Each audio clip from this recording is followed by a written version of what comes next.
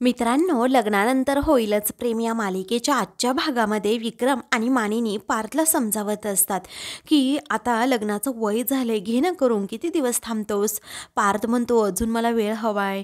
मग आता लगेच विक्रम म्हणतो, अरे तुला नंदिनीसुद्धा मुलगी नको आहे का, तुला कशी वाटते ती.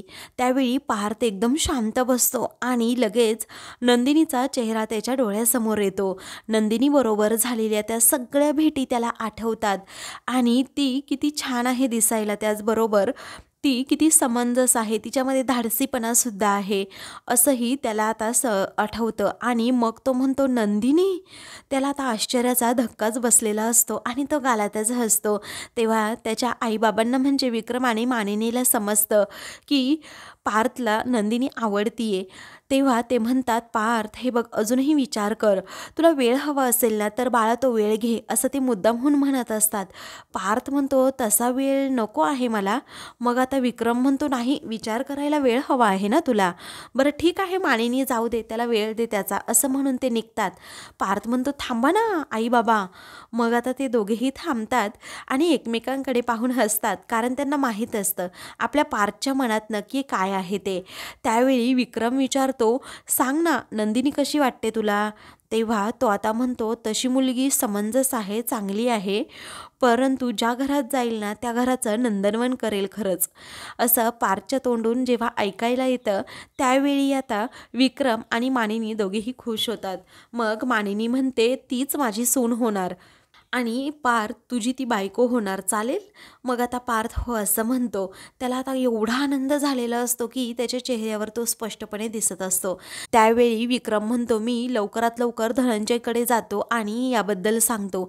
तेव्हा ठीक आहे असं आता मानिनी म्हणते आणि ते दोघेही रूममधून जातात. तर आता पार्थ नंदिनीच्या आठवणीमध्ये अगदी हरवून जातो. दुसरीकडे धनंजय आणि शारदा दोघेही घरातच असतात. तच दाराची बेल वाजते आणि मग धनंजय लगेच दार उघडतो. समोर पाहतो तर विक्रम असतो. दोघेही आता एकमेकांना आनंदाने मिठी मारतात. धनंजय म्हणतो अरे विक्रम अचानक. मग आता तो म्हणतो की हो, आलो तुला भेटायला, सरप्राईज द्यायला. तेव्हा धनंजय आता म्हणतो शारदा अगं बघितलंस का कोण आलंय ते, असं म्हणून तो तिला आता बाहेर बोलवतो. तेव्हा शारदा आता तेथे येते आणि म्हणते भाऊजी तुम्ही, नमस्कार, या या बसा ना, मी आलेच हां. त्याच वेळी आता धनंजय म्हणतो अरे काल खरंच खूप मजा आली ना पार्टीमध्ये, म्हणजे एवढे वर्ष होऊन देखील आपल्याला अजूनही भोसले सर विसरलेले नाही आहेत. तेव्हा शारदा आता त्यांच्यासाठी पाणी घेऊन येते. विक्रम पाणी पितो आणि म्हणतो की खरंच कालचा दिवस ना आपल्यासाठी खूप मस्त होता ना धनंजय. मग धनंजय म्हणतो की हो. त्यावेळी घर आज खूप शांत शांत दिसतंय, तुझ्या लेकी गेल्या तरी कुठे, आता विक्रम विचारतो. तेव्हा त्या आपापल्या कामानिमित्त आता बाहेर गेल्यात, असं धनंजय म्हणतो. बरं मला सांग विक्रम, कसं येणं केलं. त्यावेळी विक्रम म्हणतो की मुद्दा असा आहे ना, काल आपली भेट झाली पार्टीमध्ये, तिथे तुमची लेक नंदिनी, आम्ही तिला पाहिलं. तिने तेथे मानिनीवर आणि माझ्यावर अक्षरशः जादूच केली, कारण आम्ही दोघांनी तिला पाहिलं आणि आम्हाला वाटलं की हीच आमची सून. आमच्या पार्थसाठी आम्ही जशी मुलगी शोधत होतो ना, नंदिनी सेम टू सेम तशीच आहे, अगदी समजूतदार. म्हणजे मी आणि मानिनी आम्ही दोघे बोललो एकमेकांबरोबर आणि ठरवलं की तुमच्याशी लगेच बोलायचं म्हणून, आणि म्हणूनच आम्ही तातडीने आलोय. आता बोला बरं. तेव्हा धनंजय आणि शारदा एकमेकांकडे पाहतात, कारण त्यांनाही आता पार्थ आवडलेला असतो. त्याचवेळी धनंजय म्हणतो की तुला कसं सांगू की मी खूप खुश आहे, यासारखी आनंदाची दुसरी गोष्ट असू शकत नाही. ते दोघेही आता एकमेकांचे हात हातात घेतात. विक्रम म्हणतो बरेच दिवस झाले आम्ही आमच्या पार्थसाठी मुलगी शोधतोय, पण कसं सांगू, काल तुझ्या नंदिनीला बघितलं आणि आमच्या मनात एक वेगळं स्थान तिने लगेच निर्माण केलं. आम्ही पार्थ बरोबर सुद्धा याविषयी बोललो आणि तो म्हणाला की तुमच्या शब्दाबाहेर मी नाहीये म्हणून. त्यानंतर आता धनंजयला आठवतं की वसुताई म्हणाली होती माझ्या नवऱ्याच्या मृत्यूस फक्त तू आणि तूच जबाबदार आहे धनंजय, असं त्याला आता तो भूतकाळ आठवू लागतो आणि त्याचे हात विक्रमच्या हातातून आपोआपच सुटतात. मग आता धनंजय एकदम शांत होऊन जातो. म्हणतो विक्रम तुला एक सांगू का रे, म्हणजे वसुताई काय म्हणाली होती आठवतंय ना, नवऱ्याच्या मृत्यूस मी जबाबदार आहे असं ती म्हणतीये. मग आता विक्रम म्हणतो हो मला ते सगळं माहिती आहे धनंजय, आणि एक बाप म्हणून तुझ्या मनातील भीती मी ती समजू शकतो. आणि कसं असतं ना धनंजय, भूतकाळावर नेहमी माती टाकायची असते, मागचं सगळं काही विसरून जायचं असतं. तेव्हा विक्रम पुढे आता समजावतो, अरे धनंजय, वसुताईच्या तुझ्यावर असणाऱ्या गैरसमजुतीमुळे तिचा राग अजूनही तुझ्याबद्दलचा गेलेला नाहीये. परंतु काळजी करू नको, आम्ही आहोत ना सर्वजण. आणि नंदिनी आमच्या घरी आमची सून म्हणून आल्यानंतर तिची काळजी घेण्यासाठी आम्ही आहोतच ना. त्याचवेळी आता शारदा म्हणते की जर यांच्या रागापोटी वसुताईने माझ्या नंदिनीवर जाच केला तर मग काय करायचं. त्याचवेळी धनंजय म्हणतो, तुला एक माहिती आहे ना विक्रम, की माझा नंदिनीवर किती जीव आहे ते. धनंजय म्हणतो की तुमची नंदिनी ना आमच्या घरी सून म्हणून नाही तर आमची मुलगी म्हणून येणार.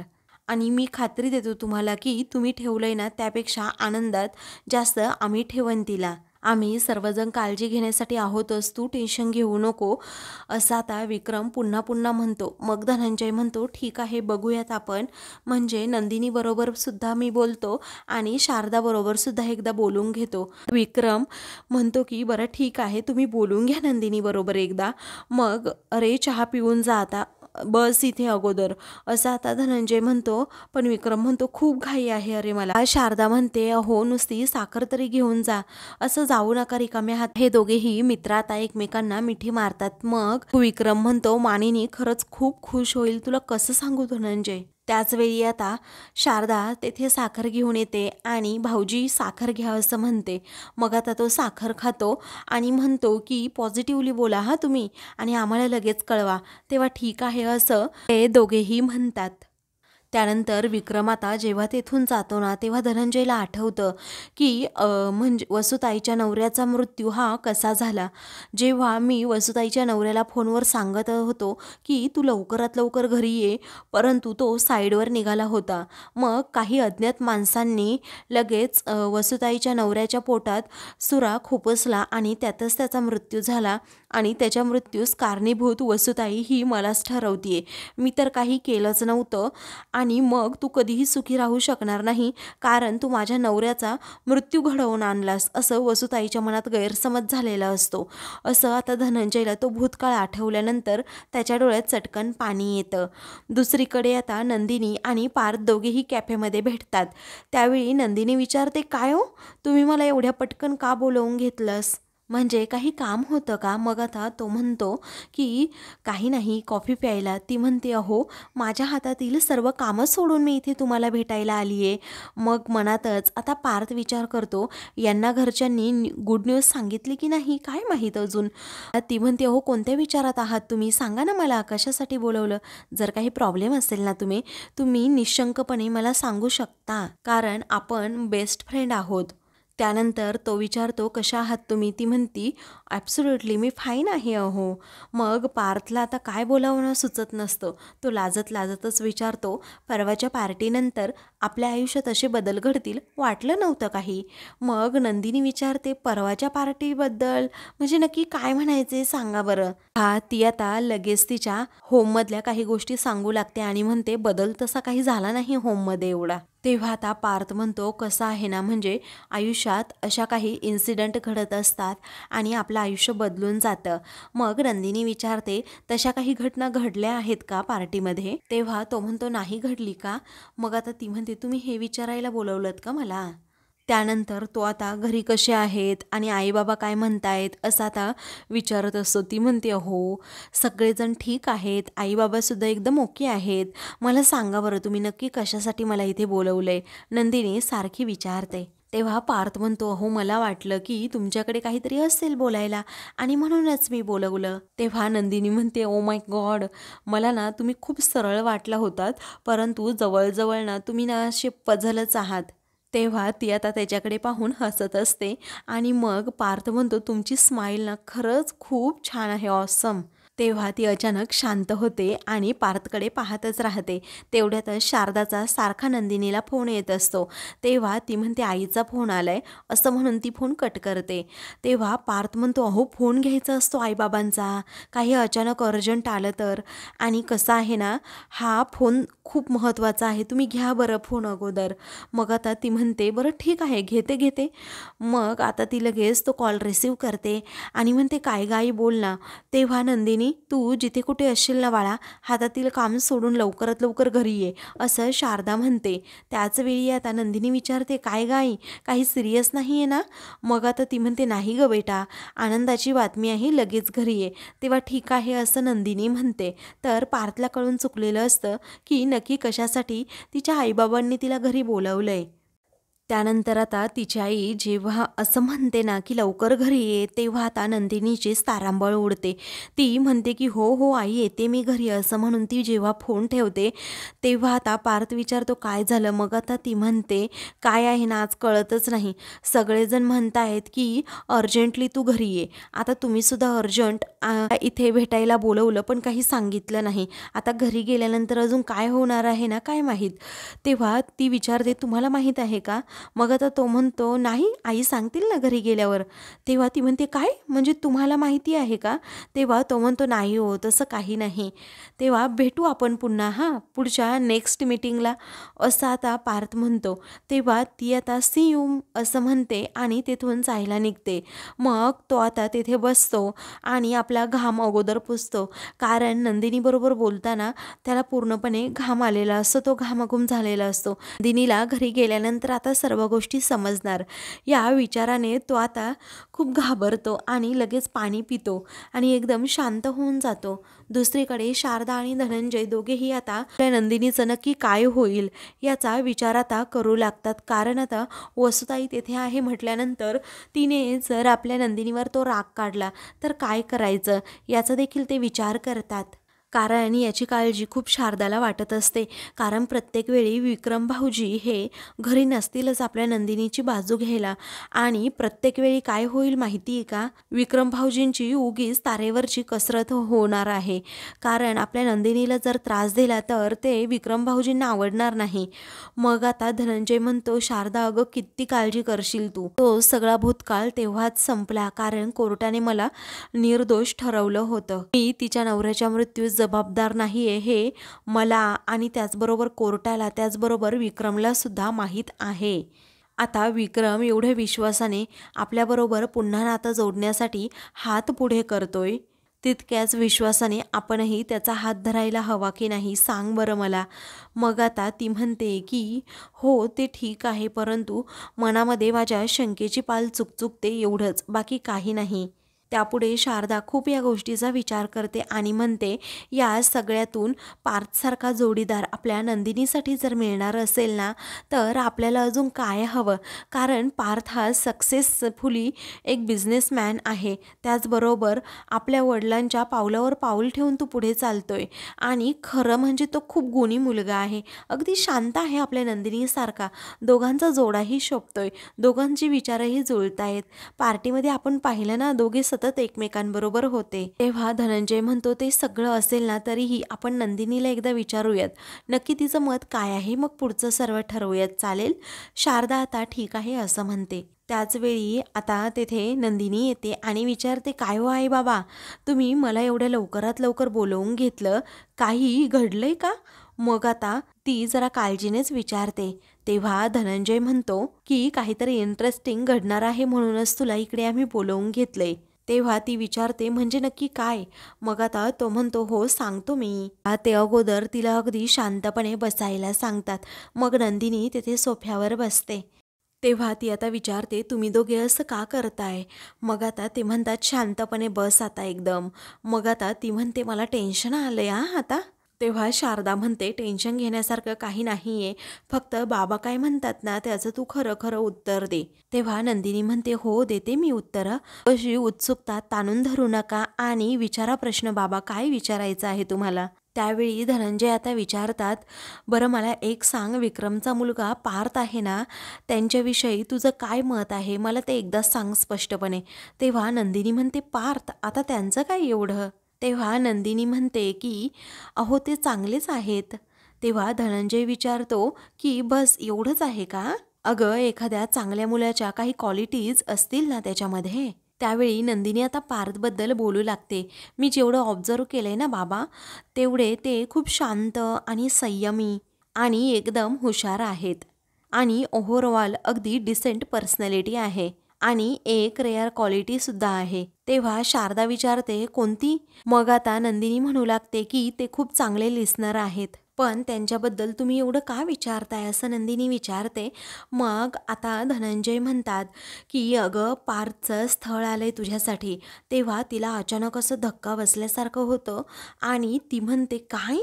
मग आता शारदा म्हणते हो, विक्रम भाऊजी ना स्वतः आले होते मगाशी घरी आणि त्यांनी याबद्दल सांगितलं की नंदिनी आम्हाला पसंत आहे आमच्या पार्थसाठी. त्यांनी तुला पार्टीत पाहिलं आणि सून म्हणून तूच त्यांच्या घराचा उंबरा ओलांडावा असं त्यांना वाटतंय. तेव्हा नंदिनी आता विचारते, पण आई अगं असं एका भेटीत नुसतं एकदा पाहून त्यांना कसं समजलं असेल गं? मीच त्यांच्या घरची सून होणं योग्य आहे म्हणून? नाही, मी सहज विचारती बाबा, असं मी जज करत नाही असं नंदिनी म्हणते. तेव्हा धनंजय म्हणतात, विक्रमची आणि माझी मैत्री खूप जुनी आहे आणि याबद्दल तुला माहीतच आहे बाळा. आणि तुम्हाला मोठं होताना त्याने ओझरतं का होईना पाहिलं आहे आणि तुझा स्वभाव तो नेहमी जाणतो. त्याच वेळी आता शारदा म्हणते, माणसाची पारख होण्यासाठी एक नजर सुद्धा पुरेशी असते आणि त्यासाठी भेटीगाठी घेण्याची गरज नसते अगं. त्यावेळी करेक्ट आहे तिचं असं आता धनंजय म्हणतात.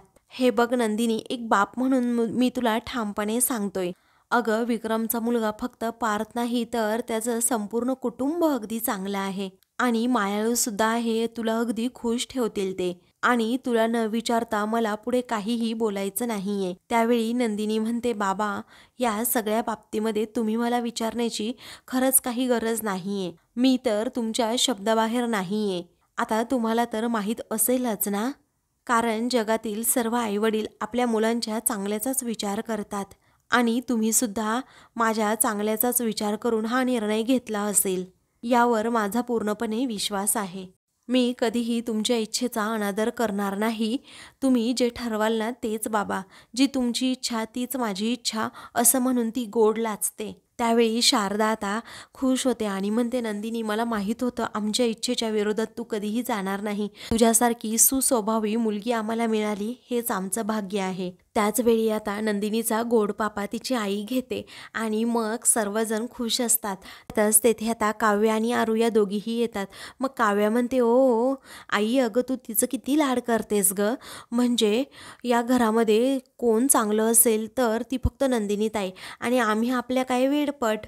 तुमचा तिच्यावरच जास्त जीव आहे असं म्हणायला हरकत नाही. तेव्हा शारदा म्हणते की हो असंच समजा. आरू म्हणते, या घरामध्ये ना असा भेदभाव होतो नेहमी.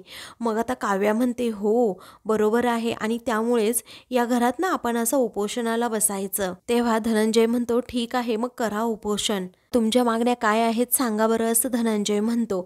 मग आता काव्या म्हणते की आमच्या मागण्या ह्याच आहेत की ताईवर जसं प्रेम करताना तसं आमच्यावरही करायचं. त्याचवेळी नंदिनी म्हणते, तुम्ही पाहिलं ना बाबा, अहो एक नंबरच्या नौटंकी आहेत या दोघीही. तेव्हा शारदा म्हणते, काही नाही ग, जळतायत दोघी जणी. मग काव्या म्हणते, हो जळणारच ना, कारण आमच्या वाटणीचं प्रेम जर ताईलाच मिळत असेल तर आम्ही काय करायचं मग. पुढे आता काव्या म्हणते, हे सगळं राहू द्यात, परंतु हे स्पेशल सेशन जे चाललंय ना, लाड चाललेत ना ताईचे, ते कशासाठी चाललेत सांगा बरं आम्हाला एकदा एक्सप्लेन करून. तेव्हा तुमच्या नंदिनीताईचं लग्न ठरतंय असं आता धनंजय म्हणतो. तेव्हा काव्य आणि आरुषीला खूप आनंद होतो. दोघीही आता लगेच नंदिनीच्या जवळ येतात. मग आता मुलगा कोण आहे असं आता लगेच काव्य विचारते. तेव्हा विक्रमादित्य देशमुख यांचा मोठा मुलगा पार्थ देशमुख यांच्याबरोबर नंदिनीताईचं लग्न ठरतंय असं आता जेव्हा धनंजय म्हणतो तेव्हा या दोघीही लगेच नंदिनीला जवळ घेतात आणि घट्ट मिठी मारतात. त्याचवेळी आरू म्हणते, चला आता मला स्वतःची रूम मिळणार. तेव्हा शारदा म्हणते, बघ नौटंकी. तेव्हा आता आपल्याला शॉपिंग करावी लागेल ना असंही पुन्हा आरू म्हणते. मग आता शारदा म्हणते, अगं तुझं चाललंय काय, करूयात आपण भरपूर शॉपिंग करूयात. तेव्हा सर्वजण अगदी खुश होतात. मग आता तेवढ्यातच लगेच काव्या जरा मागे जाते आणि मनातच विचार करू लागते की बाबांनी ताईसाठी हे स्थळ सुचवून अगदी आमच्या प्रेमाचा मार्गच मोकळा केलाय म्हणायला हरकत नाही. कारण जीवा आणि मला डेस्टिनीज एकत्र आणणार या विचाराने ती प्रचंड खुश होते. तर आता मित्रांनो पुढील भागामध्ये काव्या ही जीवाला गुड न्यूज सांगते की माझ्या नंदिनी ताईचं तुझ्या पार्थदादाचं लग्न ठरतंय, आता आपली लाईन क्लिअर. मग आता जीवाला खूपच आनंद होतो. दुसरीकडे रम्या आता पार्थचा फोटो हातात घेते आणि प्रेम व्यक्त करत असते. तिची आई म्हणजे वसुताई हे सगळं पाहते. तिच्याजवळ येत म्हणते की आपली प्रथाच आहे मामाच्या मुलाला मुलगी देण्याची, तेव्हा मी लवकरात लवकर विक्रमबरोबर बोलून घेते असं वसू म्हणते. मग रम्याला आनंद होतो. दुसरीकडे आता पार्थ आणि नंदिनी दोघेही एकमेकांना पुन्हा त्याच कॅफेमध्ये भेटतात. तेव्हा नंदिनी म्हणते, बोला ना, आपल्या आईवडिलांनी आपलं लग्न ठरवलंय, तुमचं काय मत आहे? पार्थ म्हणतो, तुम्ही तर मला पहिल्याच भेटीत आवडलात, असं म्हणून तो तिच्याकडे पाहतच राहतो. अशाच मालिकेंचे पुढील भाग पाहण्यासाठी चॅनलला सबस्क्राईब करा.